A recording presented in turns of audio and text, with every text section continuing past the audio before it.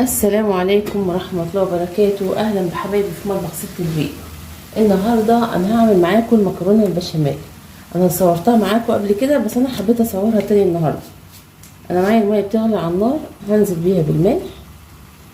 في ناس كتير ما بتعرفش تعمل مكرونة بشاميل، هي سهلة جدا بس امشي على نفس الخطوات وانت هتطلع معاكي زي الفل. أنا معايا مية مغلية على النار، هنزل بيها بالمكرونة. لو عملتي كيلو مكرونه اعملي قصادها نص كيلو لحمه. هنزل كده بالمكرونه وهتاخد معايا نص سوا، يعني نص سوا بالظبط، واطفي عليها. دلوقتي انا خلصت المكرونه وشطفتها، هعمل العصاج معاكم. طبعا احنا كنا بنعمل بعصاج. العصاج عباره عن بصلتين كبار هقطعهم واحطهم على النار. اول ما ياخد حوالي 5 دقايق على النار هنزل باللحمه. تمام، انا معايا اللحمه اهي.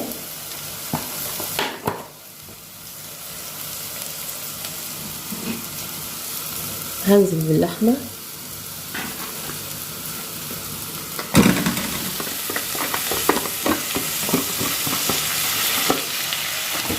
واقلب.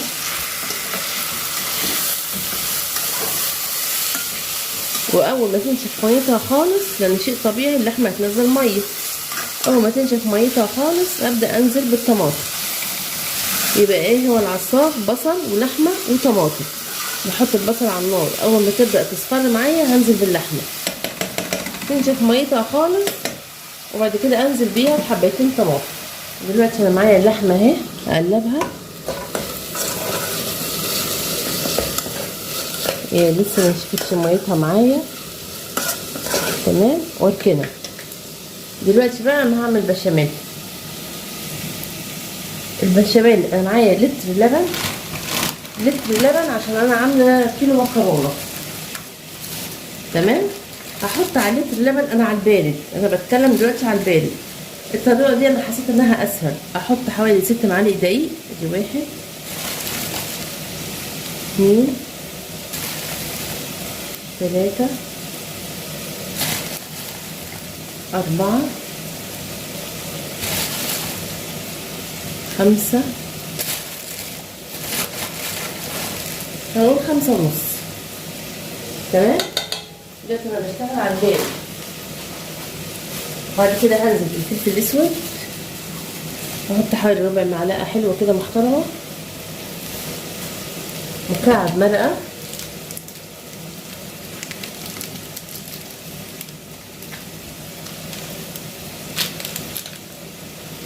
ماشي. لو عندك شوربه زودي. احط ملح واقلب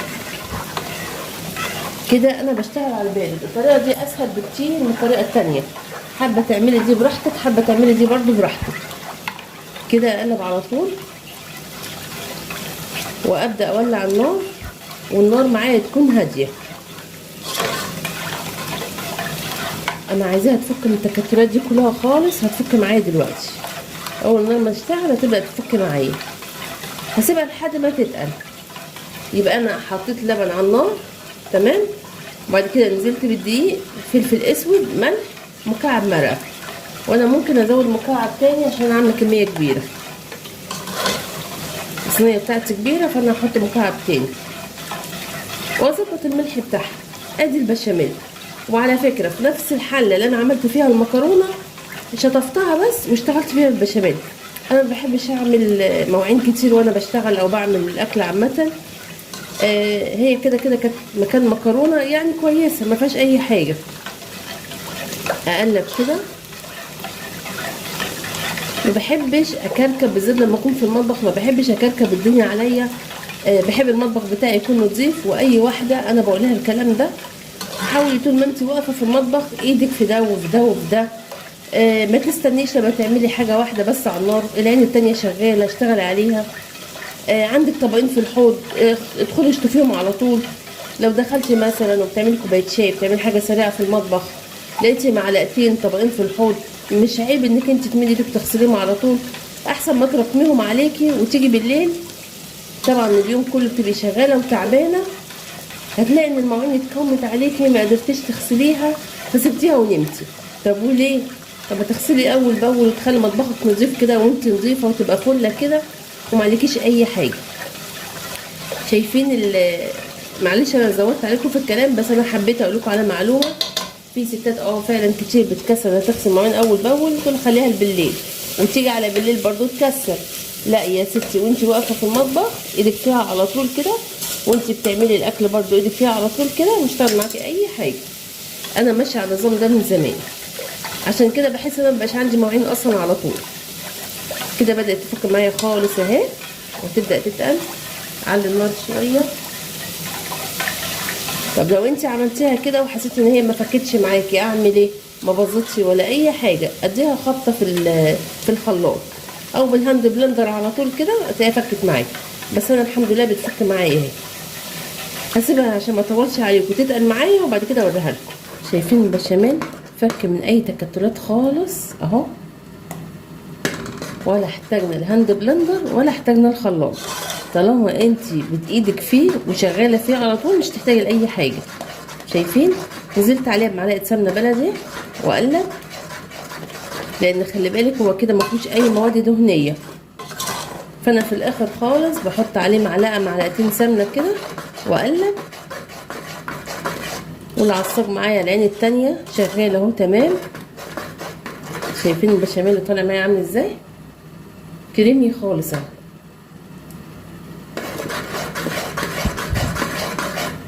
انا الطريقه دي حسيت انها سهله وجميله وطعمها حلو.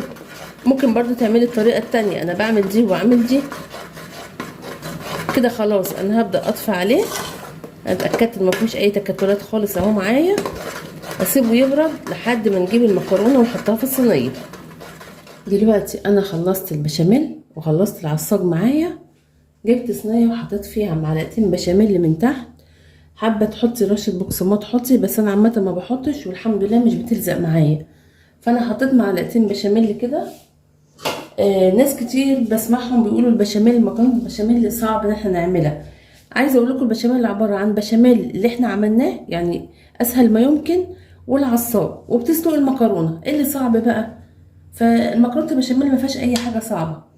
دلوقتي انا هنزل بالمكرونه. يبقى انا حطيت اول حاجه معلقتين بشاميل، وحطيت على معلقتين على نص كيلو مكرونه، انا عامله كيلو، معلقتين بشاميل، وقلبت بالشكل ده.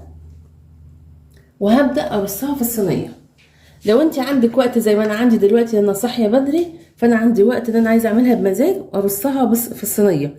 لو ما عندكيش وقت تنزلي على طول بالمكرونه، وبعد كده بتحطي العصاج، وبعد كده بتنزلي بالطبقه التانية اللي هي المكرونه. انا بقى عشان فاضيه دلوقتي والعيال نايمين، فانا حابه ايه ارصها. شايفين صينيه المكرونه طالعه ازاي؟ انا رصها والله بالواحده، طالعه شيك جدا. انا طبعا على طول اقلب، على طول بنزل مكرونه زي ما هي كده، بس قلت المره دي موريش حاجه فاقعد ايه اتسلى فيها. طبعا انت لو مستعجله زي ما قلت لك نزليها على طول مره واحده ونزل عليها العصاج. هبدا بقى انزل باللحمه.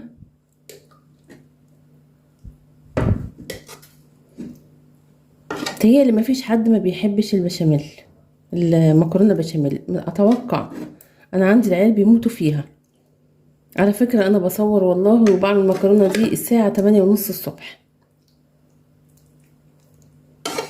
كده. ارص اللحمه كويس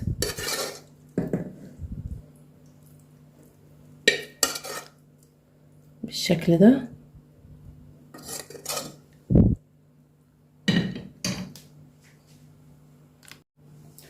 دلوقتي انا رصيت اللحمه فوق المكرونه. هنزل معلقتين بشاميل. البشاميل ده عشان يمسك الطبقات على بعض كده.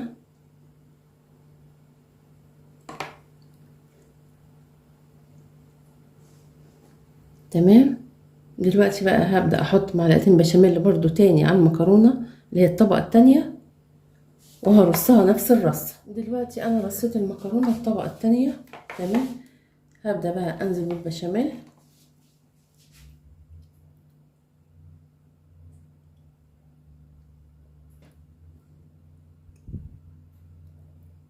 اوزع البشاميل كده كله على الصينيه.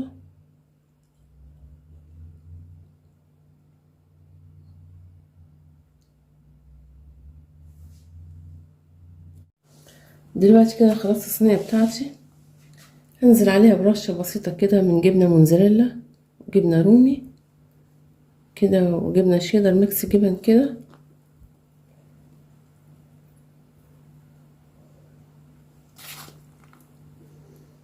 شفتوا صينيه المكرونه سهله ازاي، مفيهاش اي افتكاسات.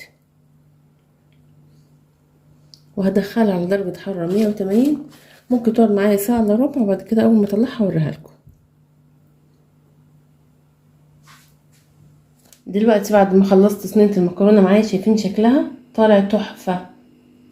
ممكن تقطعيها دلوقتي وهي سخنه، وممكن تسيبيها تبرد. انا بحب اسيبها تبرد عشان لما بتبرد بتطلع معايا قطعه سليمه.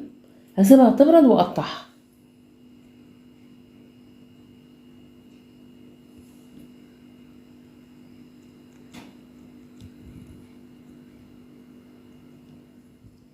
يا رب النهارده الحلقه تكون عجبتكم. ما تنسوش بقى تعملوا شير وسبسكرايب عشان عيلتنا الجميله تكبر بيكم. والسلام عليكم ورحمه الله وبركاته.